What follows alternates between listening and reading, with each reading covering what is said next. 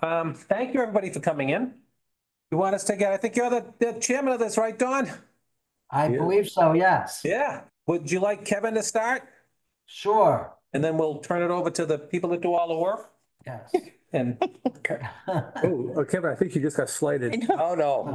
No, I was slighting both of us. I was including him, myself in that too. It wasn't just Kevin. The numbers for this year look good. Well, Well, so the group insurance budget for fiscal 25, we're looking for an increase overall of $204,144.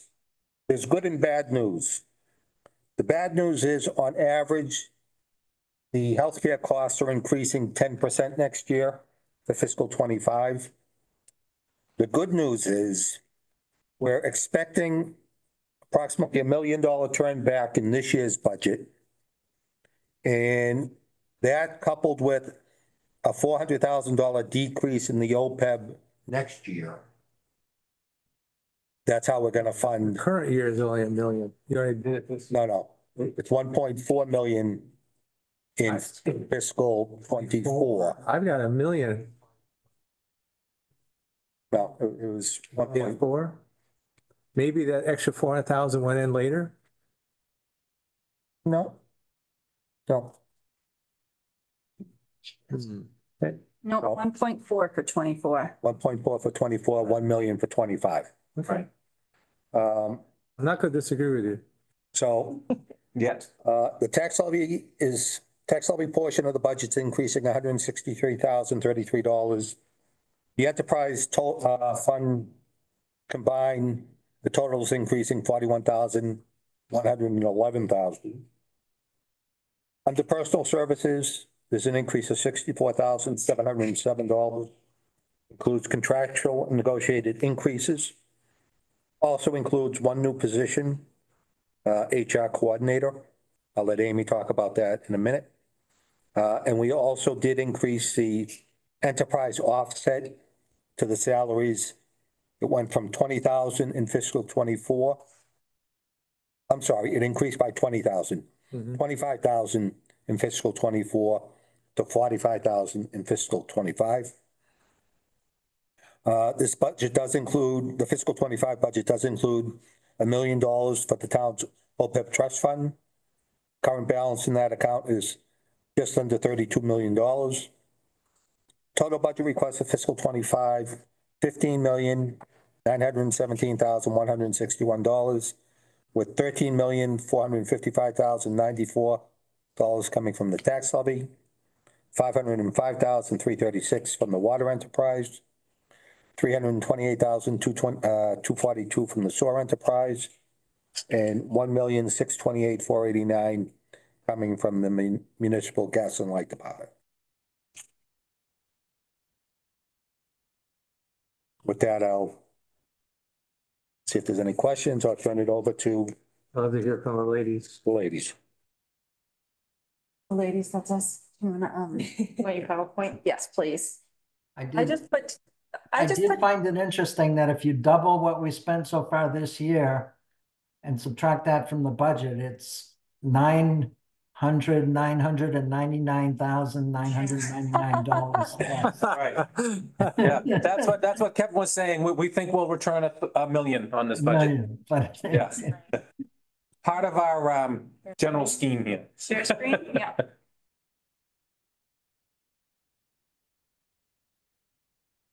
Go ahead. Share. Yeah.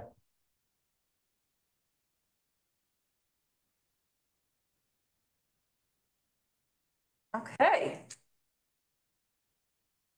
So I just wanted to explain a little bit about where we've been and where we're going in this budget and how we affect change on the budget.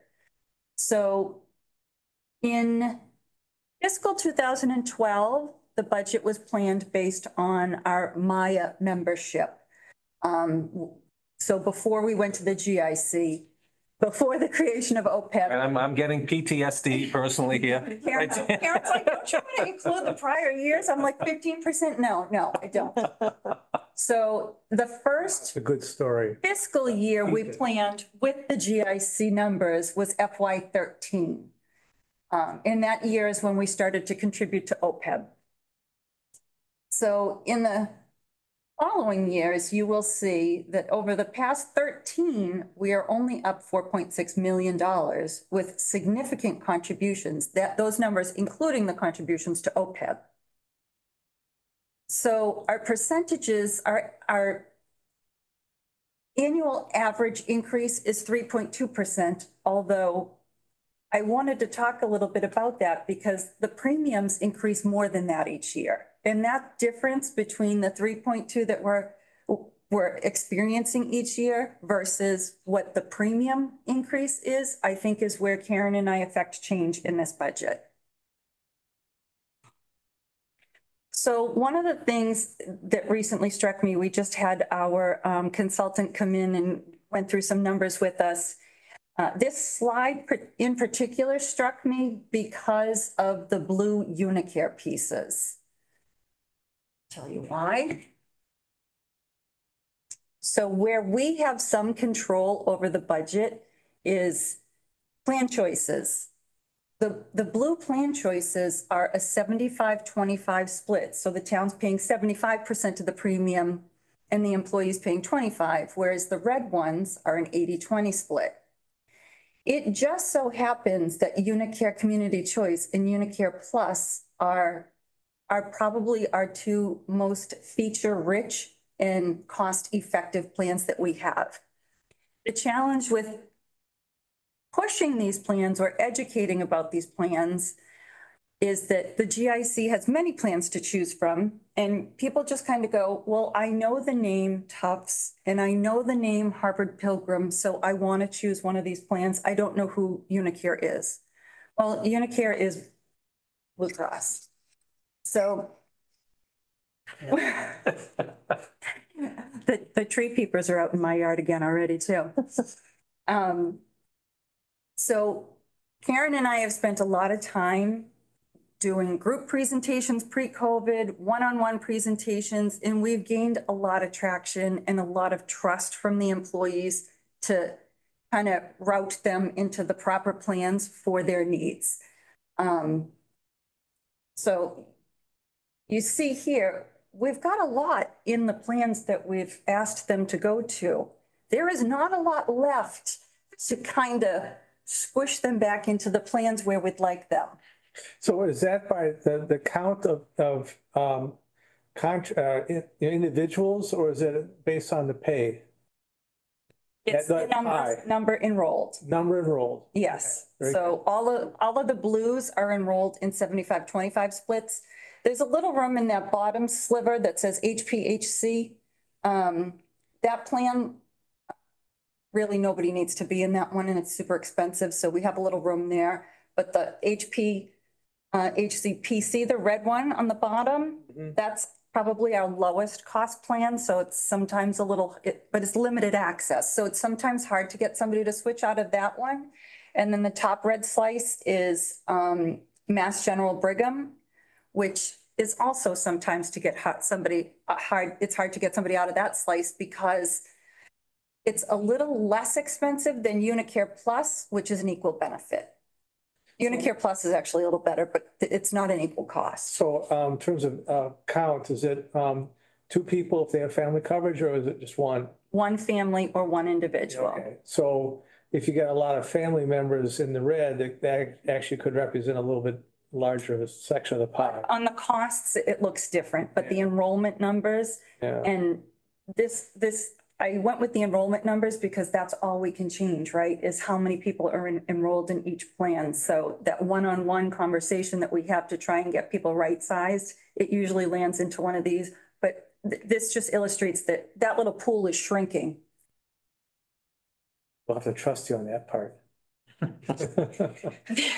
These are the retirees. I know Steve stands up at that meeting every year and he says, well, I can't believe we're going to do it again, but we're going to return money. Yeah, we're running out of room. I'm going to tell the truth this year when we do it. Don has a question.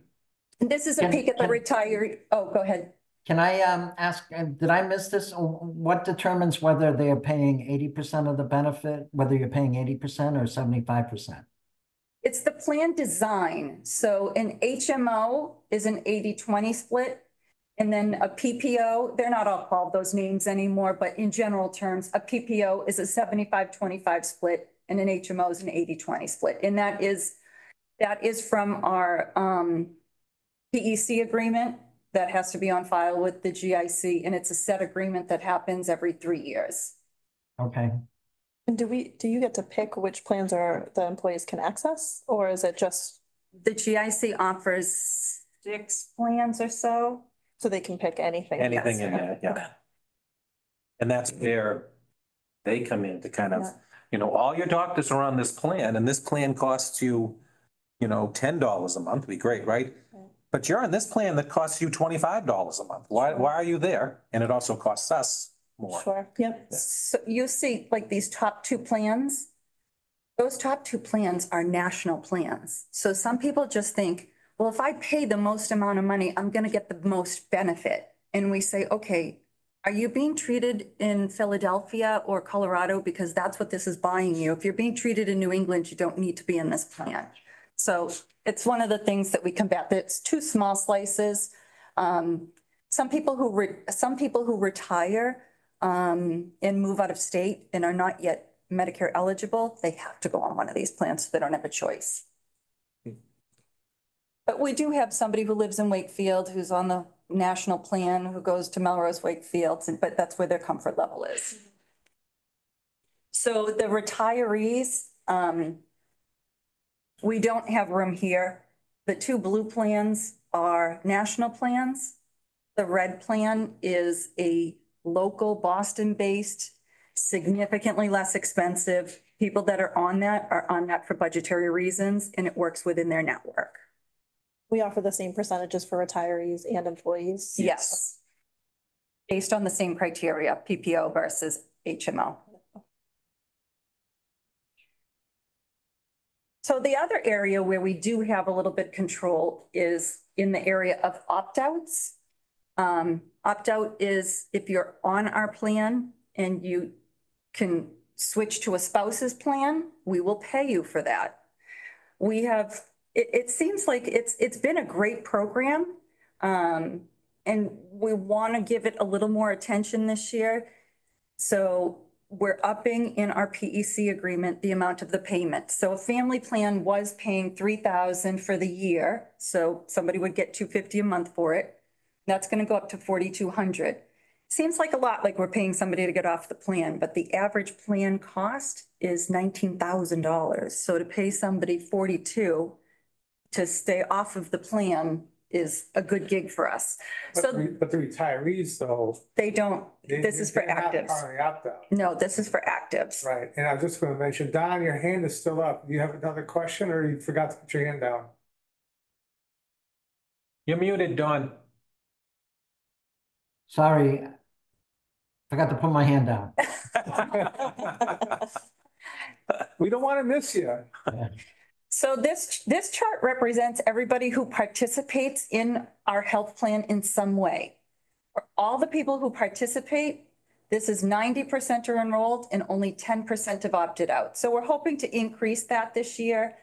Kevin had some questions on our budget about whether or not we include those costs. And I think if we can get one family to convert, that's $14,000 or so, right? So we didn't account for it, but we feel confident that we will be covered, that we'll do a lot of marketing this year. We'll be working with the communications manager. So we're hoping to get some more opt-outs. And part of we hope to get more opt-outs. We also are fearful that because the plans are going up nationally everywhere, that people will come back in. Well, that is the case with myself. Yeah. I've been thinking about coming on in July. I'm an opt-out. And now my husband said this morning, what do you mean it's going up? Like, you want to give up that? And I'm like, oh, but it's better insurance. So yeah, it is. It's hard to come back on once you've been out. It's a significant cost increase. The part that you're going to see that's new in the budget that I want to talk about is the people who are not enrolled. So if the blue part is eligible and enrolled, and the red part is eligible and not enrolled, that is a very scary number. So we have, a good 1/3 of our eligible employees who are not presently taking insurance. They're probably on a spouses, or we know that we had a lot of retirements last year, and the new hires we made were young, under 26, so they didn't need insurance, but they will need insurance. And so for right now, it looks like 247 people who are eligible are not enrolled. And if the average cost is 19,000, that puts our liability, at most 4.8, but it's a lot per person. So It's more than a liability, though. A liability is a present value of future payments. You're talking about this is a exposure. 1 year cost. So it's just a misnomer for the actuaries in the room. But I get the trust you. 4.9 million. 4.9 We don't want million to scare people too much. is a big number. Yeah. And even if, say, let's call it 5 million for rounding purposes, if 20% of those 29%, that's $1 million hit to our budget. Right. Well, that's where we cut in this budget, is the additional subscribers in order to level fund it. But as I understand, the school says they don't have any new FTEs. Correct. That's what they've said. Well, positions, they can have changeover, turnover. Right, they could have turnover. Turnover, but And no new it's- FTEs. Yeah, so a retiree or near retiree, somebody retires and is not enrolled, let's say, or goes into Medicare, and then they're replaced with a new teacher, boom, we've got a hit. That's Or exactly you right. also have, like, I've spoken to one person who's gonna be retiring in a few years. She's never been on her insurance. She's gonna come on when she retires. Of course she is. Right. You can't beat that deal. One of the things we don't do is have some kind of minimum service to get on, post-retirement medical. Something to think about. Yeah. In other words, what I'm saying is that you have to have at least 10 years of service with the town of Wakefield in order to, or you've been actively in the Medicare medical program for 10 years, which I guess makes you active. And then you go on retirement, then you're eligible for post-retirement medical. But what you don't want to have is somebody who's been using a spouse until 65. And then when they retire, they say, oh, I'm going to jump on the Wakefield plan because it's better than, Melrose or something like that. Yeah. But we don't have that plan feature, as I understand it. Correct. We have no eligibility rules other than retirement. The only rule that it's not written anywhere, but it has been this way. If you were not benefit eligible as an employee, you are not benefit eligible as a retiree. Oh, yeah, well, everybody's got that. But that seems to conflict with me, because we say, as long as you're collecting a retirement check from us, it's really just the traffic supervisors, right? They work 30 years, which when you boil it down, it's 10 years and they qualify, so. Yeah, anyway, so I guess my point is, if this becomes a difficult budget for us, it's, some plan enrollment features can be added. Besides increasing the, 75-25 and 80-20, the other options is, I know I have one plan where spouses, once the person retires, spouses can't be on their retiree medical. They have to Wow. get their own. Wow. Yeah. And ours goes so far as to cover the spouse even after the employee dies. Oh, yeah, that's common. That's very common. I wouldn't want to change that. To say, I'd have to be negotiated in once you retire. Right. Yes. the unions, yeah. So the PEC is it is a committee made up of all the unions that just negotiate health insurance. And we've actually had very good luck with them over the last. Yeah. Yeah, I think it's a 20 real years. good move, increasing the opt-out, the money, because I can see a lot of those 247 making a switch. What's the Oh. historical percentage of unenrolled that you guys have? Is it hover around there? It's usually a little less than this. It's maybe a quarter, not a third. Okay. But it depends. The last few years, the turnover in the schools has been 50 employees at the end of each school year, and you just don't know what you're going to get. So So what's the John, difference between unenrolled and opt out. Why aren't these considered opt out?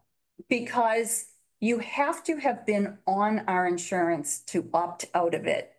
We don't offer a payment to somebody just when they come to work here and turn down the insurance. But if you drop our insurance, if you're on our insurance and drop it, then we'll pay you. Okay, Did that answer your question? it does, yeah. I'm just not sure I understand. the reason. Rationale? Yes, Well, if the school has turnover of 50 people every September, I don't want to automatically start paying them for a benefit if they're not taking health insurance. We want to, Is your question, Dawn, in that active unenrolled, are the opt-outs included? Is that Well, your that- question? that could be part of the question, yeah, and, so, and I guess if, And why yeah, isn't it so I'm at just trying to 10%? figure out if, we offered the opt-out benefit to somebody, could we avoid somebody coming on the insurance? By offering to pay them not to. Right, I get his point. yes, Yeah, because the difference, yeah, I mean, the discrepancy, you say, why is 29% not 10% or vice versa? 10% opt-outs, it ought to be 10% active unemployment. I mean, I think Don's making a good point, is if the incentive is to get on 1 year, then get off. Right? That's the incentive, the way it's designed right now. correct. So are we better off saying, when you're a brand new employee, you can opt out, and then we don't pay for their first year at $19,000, we give them 2,000 or whatever. Let's save us 17,000 for a brand new employee. For, The opt-out amount? so if it's an individual, it is presently 1,500 for the year and it will be 2,100. If it's a family, it'll be 4,200. So even if, Yeah. if 247 was all at 2,100, it's $518,000 more, Yeah, And it's not all. right? Yeah. yeah. I understand my thinking way through, a lot of the people that we're hiring right now are under 26. Yeah. So they're on their parents' plan for the most part, under the Affordable Care Act. So they're not gonna jump on our plan anyway. Right. So we'd be paying them a bonus. It could be with the schools too. It could be, with yeah, Some of the people they hire as well. younger teachers are coming out, so. Which will probably take a higher deductible, single plan, but it would still be a lot more money Sure. for us. And we've I'm both, gonna test your theory. we've both That's my been theory. here since That the most of the inception people of this. hired are less A lot than are. 26. I said a lot. Well, could Okay. you even exclude the people who have offered insurance through their parents, right? To say you don't get that opt. I don't know how. I don't know how you could do it. Negotiate. To be honest, I mean, Karen and I have both been here since we moved to the GIC, and I can probably count on 1 to 2 hands how many people have come on just to drop it.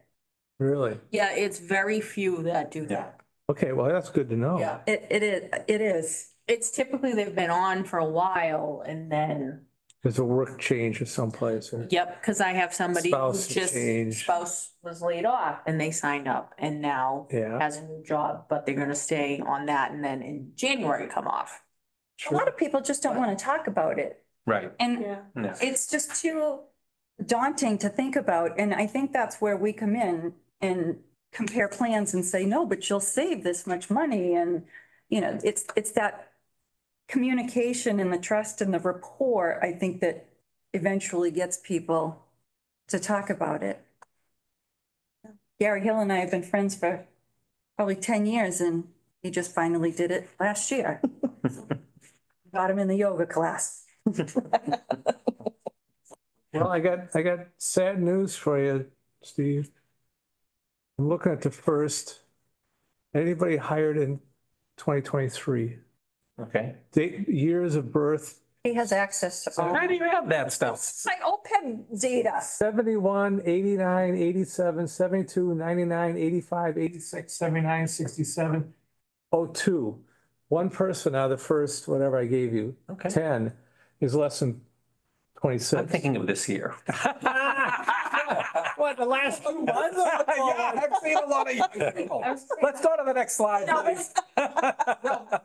10 is a lot. Yeah. As we've seen, 10 is a lot. Something to think about. What, six? Yeah, something to think about. DPW? Yeah.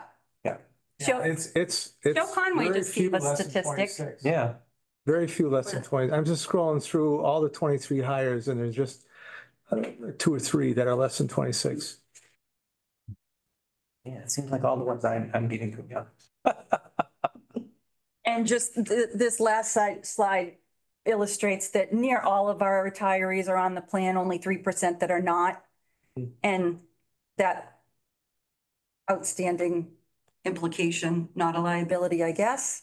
It's a small liability because and it's going to get smaller with time because they all have to be in Medicare supplement plan. It's state law.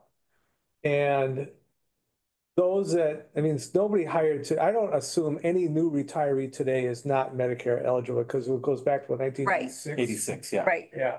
So. Except for Bev Elsowitz when Yeah, she did. so the only reason that cost is as high as it is because of all the pre-65 retirees.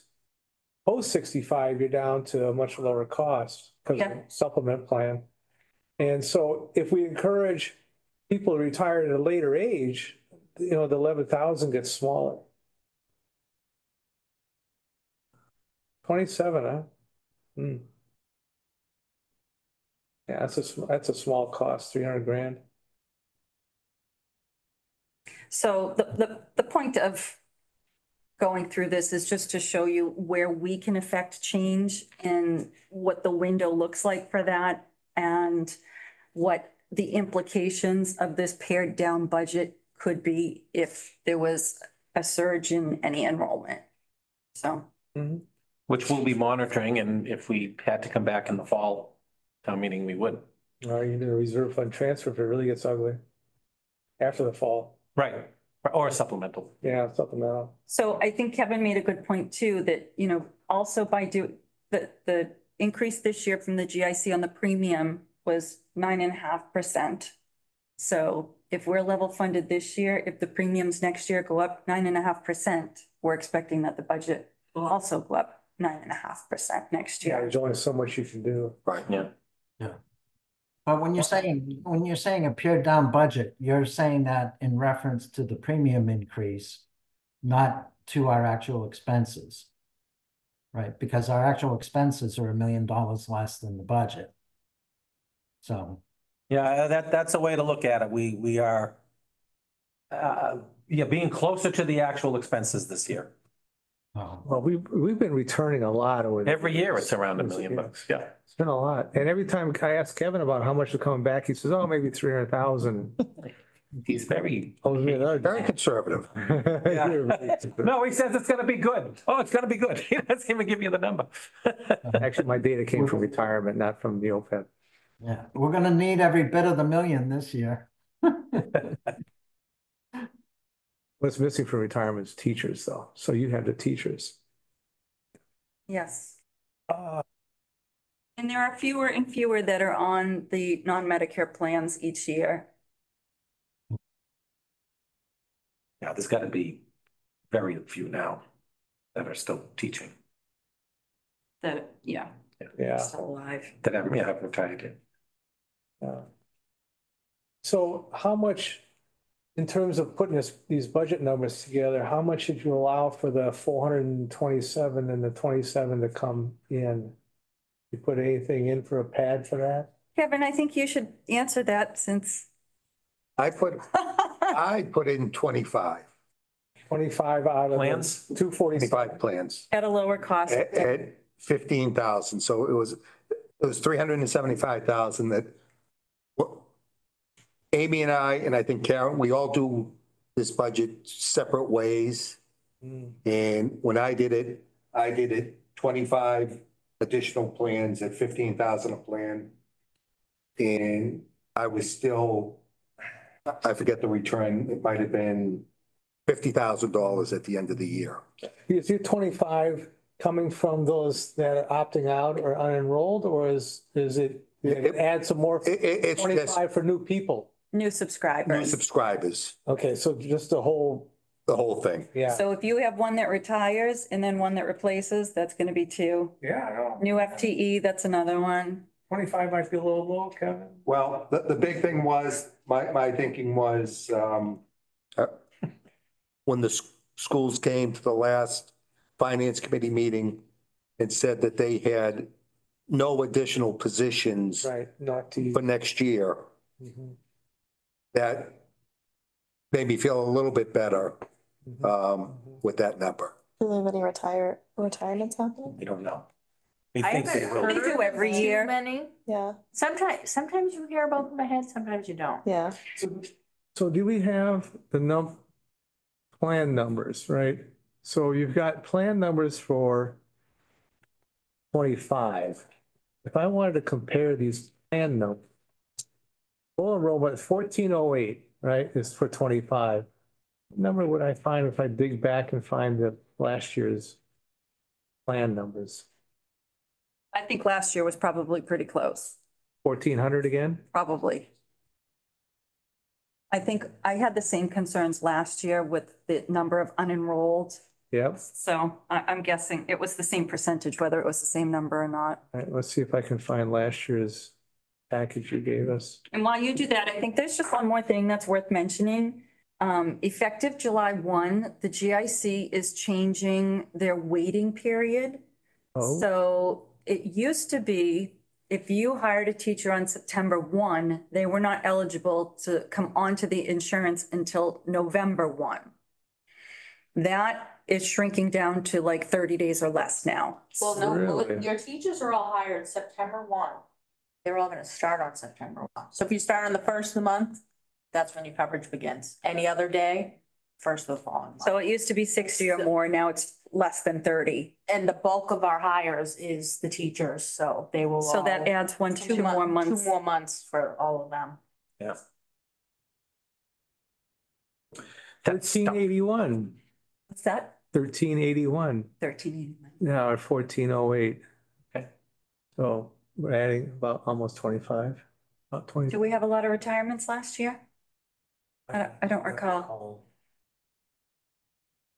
I don't recall. I don't think with the retirements, particularly in the schools, a lot of them. So it's only a net Teachers increase retire on of their 27 people. What's Oh, that? really? Because. Only a then net they increase of bump 27 people between on their last year's retirement. budget estimate. I always and this hate that budget because estimate.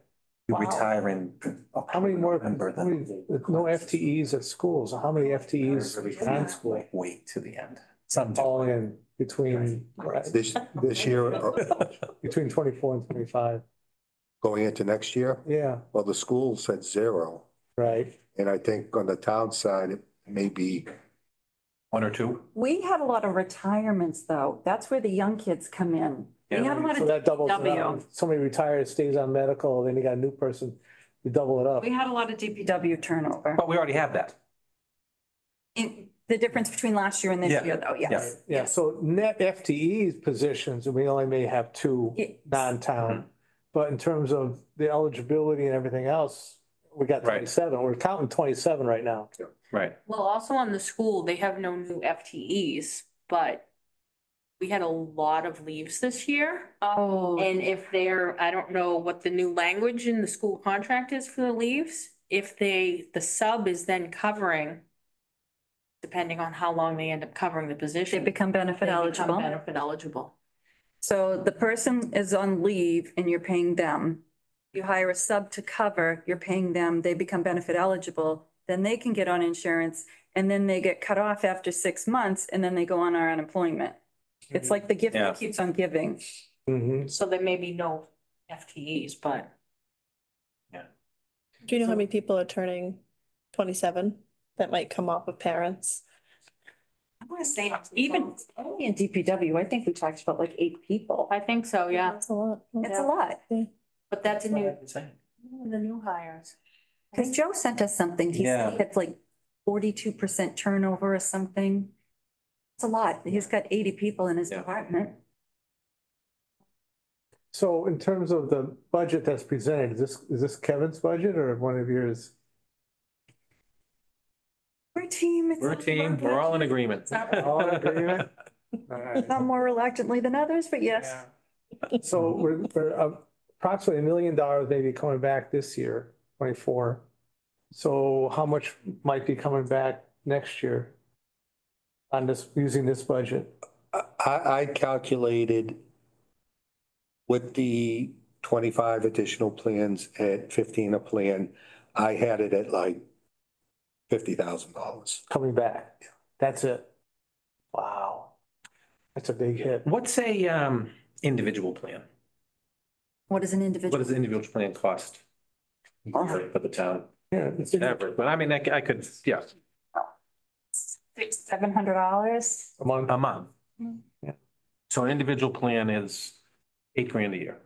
Yeah. And your others range from 1,400 to 2,200 for the Right, family right. plan for our cost. Yeah. But you're talking our cost. Right, our cost, yeah. So I'm wondering, I mean, I'm thinking, if you do have a lot of these 26-year-olds that are coming off, a lot of them are gonna be individual plans. Mhm. I'm just anecdotally, they're not married, they're not. You're right. And then hopefully there'll be community choice. And hopefully they will be community choice, Karen, that's where you come in. Typically. Yeah, they want a higher The most deductible. popular plan. The It's actually a the less cheapest one. deductible. The cheapest for the kids. Yeah. So in the lifespan, right? So those kids are 26, they come on in an individual. Within the next 3 years, they get married. Right, oh, yeah, that is, that is gonna be happening. Yeah. A lot will happen in 3 years. They all have babies, they're all out on leave. We hire subs. It's a vicious Everybody cycle. gets a lot of time off now when they have these FMLA. My day, you were back to work right away. Get back to work. Start making money. so at $50,000, Mr. Gill. And I look at my forecast, remember, we've got a significant amount of money coming back, forecast in the future of $1 million in total. And almost all of that's been healthcare.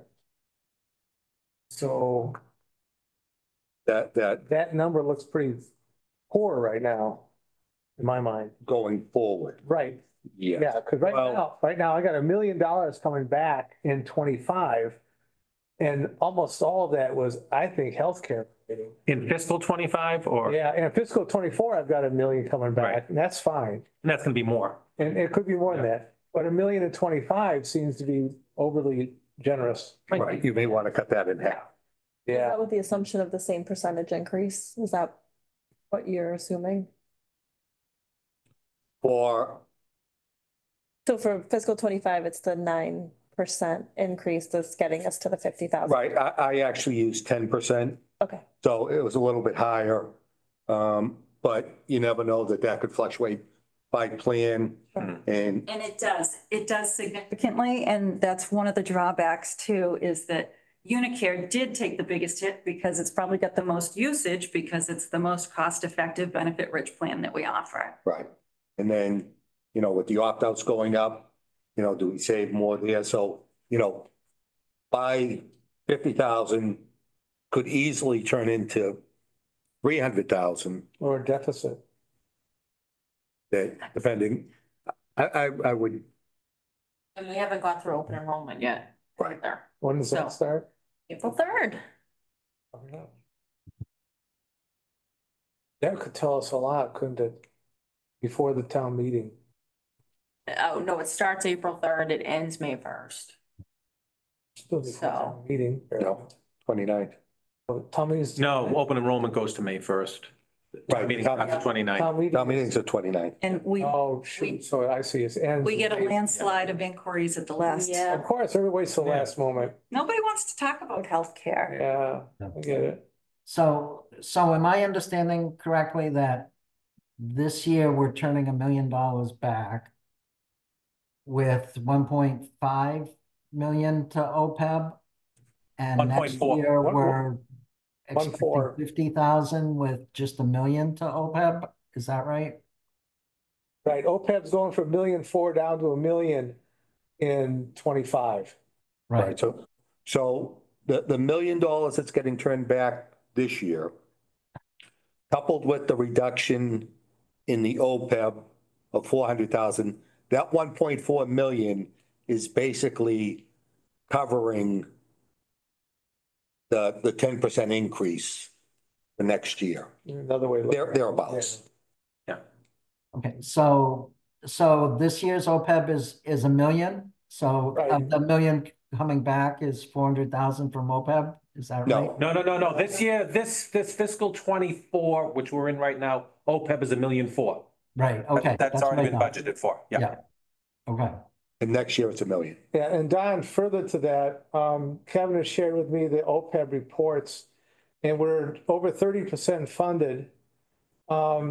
And we asked the actuary for a forecast of $1 million a year going forward.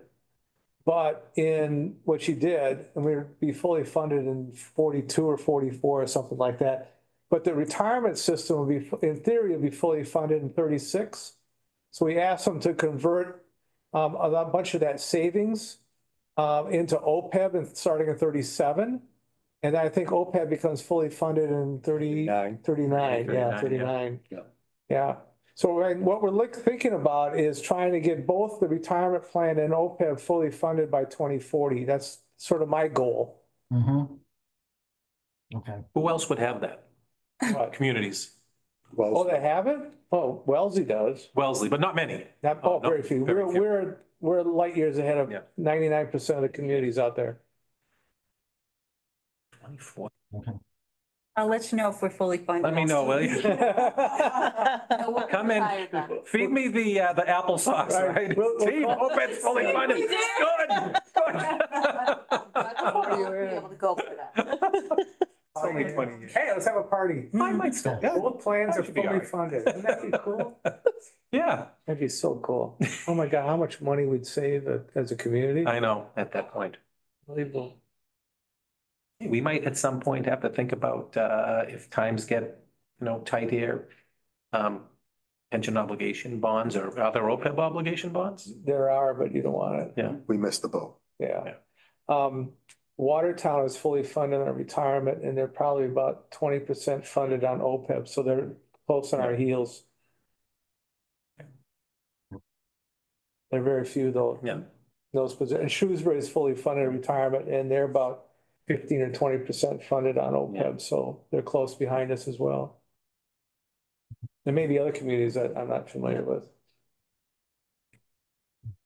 So this looks good. Are there other questions on the? Is that the end of the presentation? That is it. It's a good it.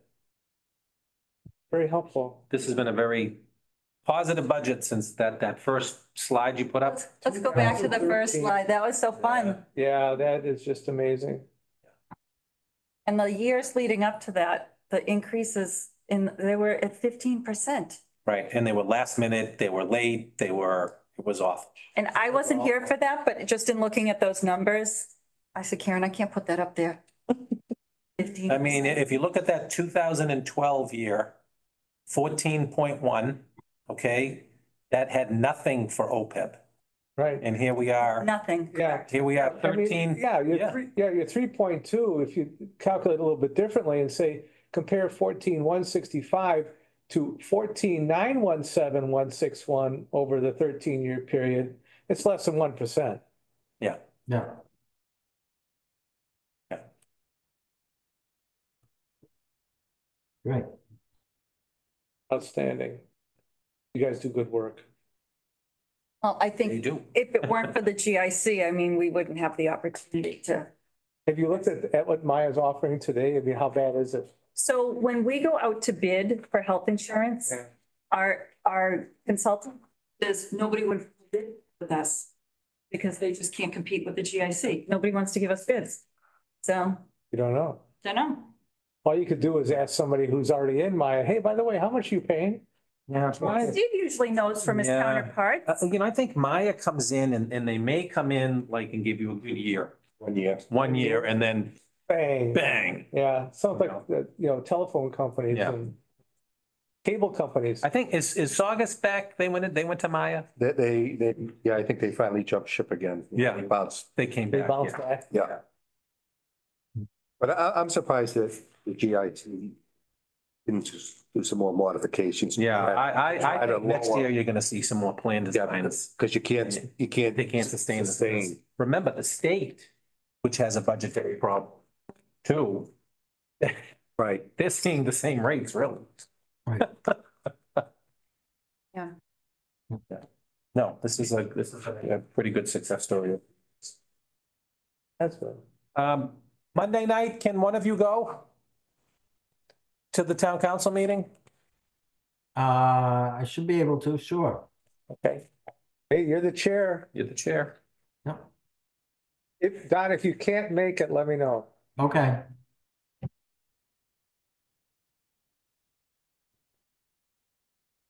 I can't make next Thursday's meeting, but I can make Monday night. Oh, is this being presented Thursday? Yes. Yeah, I'll fill in for you.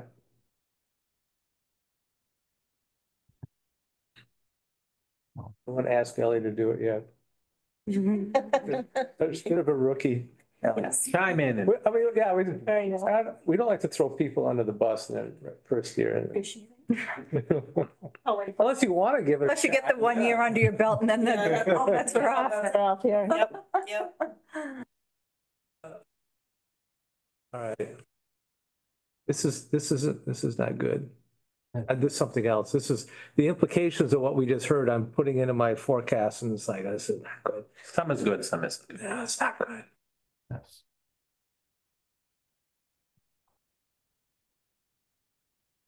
Okay. So Steve, do we have anything else that we need to? Nope, if you're satisfied with the rest, we're good. This is just this one budget for this crew. I'll move, we adjourn. Okay. Thank you all very much. Thank you. Thank you, you, guys. everybody. 7. I'll do a very short and sweet minutes, you guys. Okay. Thank you, Steve. You're welcome. Thank you, Dawn. Have a good night. You too. Bye. Bye. Bye-bye.